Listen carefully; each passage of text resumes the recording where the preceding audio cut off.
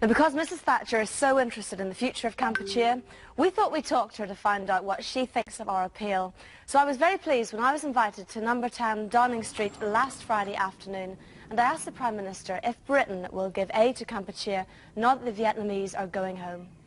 I think when the Vietnamese have left and when we have some hope of getting a truly representative government in Kampuchea, yes, I think the British government will be prepared to give aid, and that's what I promised when I went to see so many of them in a refugee camp.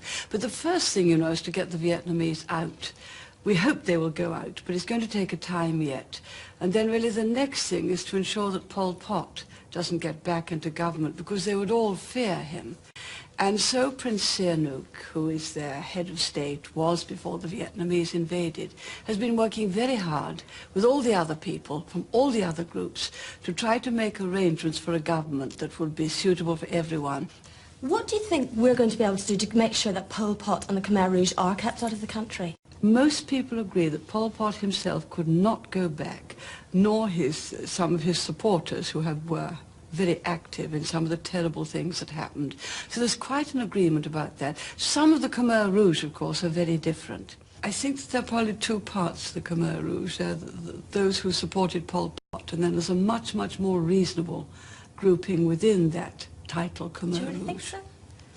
Well, that is what I am assured by people who know. So you'll find that the more reasonable ones of the Khmer Rouge will have to play some part in the future government, but only a minority part. I share your utter horror that these terrible things went on in Kampuchea. United Nations couldn't do anything about them. None of us could do anything about them. They were absolutely terrible. Although Pol Pot is actually on the border at the moment. I mean, it said only in Thursday's paper that he is actually there. Yes, indeed. And of course there are camps of his supporters. And the Khmer Rouge would have to be some of the people who took part in the government. You know, I went to that refugee camp, and we do help a lot, both with the running the camps. We've given something like 13 million to running that particular camp. A fantastic number of people there. And then when there's a special program for Kampuchea, we give some money. And now there's going to be another program, special program for mothers and babies in Kampuchea, and we're going to give £250,000 to that. So we don't give directly at the moment to the people in Cambodia through their government, because we don't recognize their government, but we give whenever there's a program run by some of the people who we know will make certain the money gets to the people. By the end of '89, most of the Vietnamese should have left, so we have a relatively short time. Let's hope so. Let's hope so. Isn't it a worry, though, that Pol Pot, during that time, if nothing is done by the West, you know, sort of urgently, that Pol Pot will have got in again, will have taken control of the country? How can that be stopped? The West is working steadily together, and these days we work much more closely through the United Nations than we used to. Now, the key people to the Pol Pot matter really are the Chinese. Both the Chinese and the Soviet Union wish to see peace brought to Kampuchea, and will both be prepared to be very helpful in it. Certainly the Soviet Union is.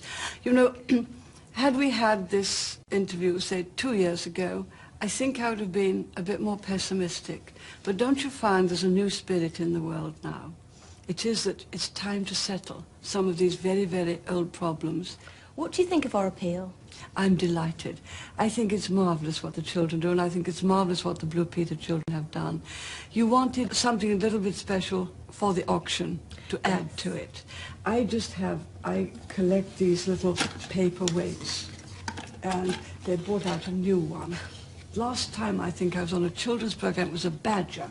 This time they brought out a little koala bear, and perhaps someone would like to buy that. Everybody who gives us something for one of our sales, we give them a bring and buy sale for Kampuchea sticker. Oh, so marvellous, there you are. marvellous. If you'd like to wear that. I'll put it up immediately, and you'll let me know how much it raises.